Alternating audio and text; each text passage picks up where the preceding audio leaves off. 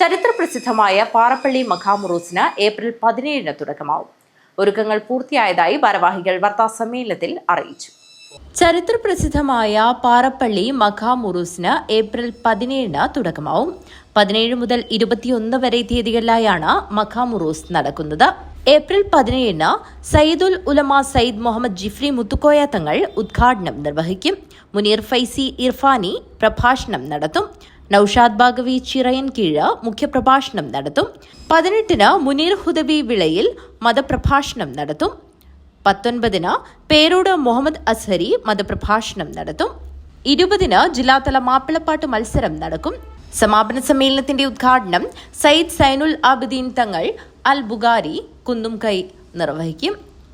EP Abubakar അൽ ഖാസിമി പത്തനാപുരം മുഖ്യപ്രഭാഷണം നടത്തും.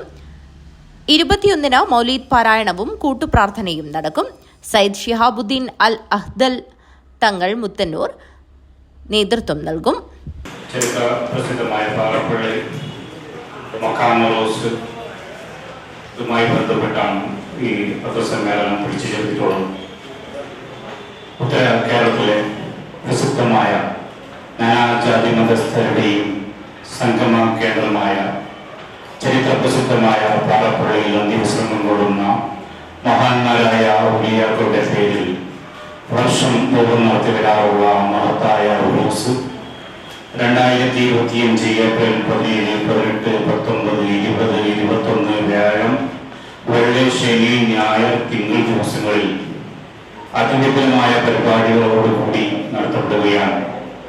വാർത്താസമ്മേളനത്തിൽ ജമാഅത്ത് കമ്മിറ്റി പാറപ്പള്ളി പ്രസിഡന്റ് ഹാജി കെ അബൂബക്കർ മാസ്റ്റർ, ഉറൂസ് committee chairman Salih White House, general convener KM Abdul Rahman, treasurer Munambam Mahmood ഹാജി, vice chairman A Ummer Parappally, convener TK Ibrahim, chairman TM Nasar, convener Hameed ഹാജി കാലിച്ചാമ്പാറ എന്നിവർ പങ്കെടുത്തു. News bureau, Kanhangad.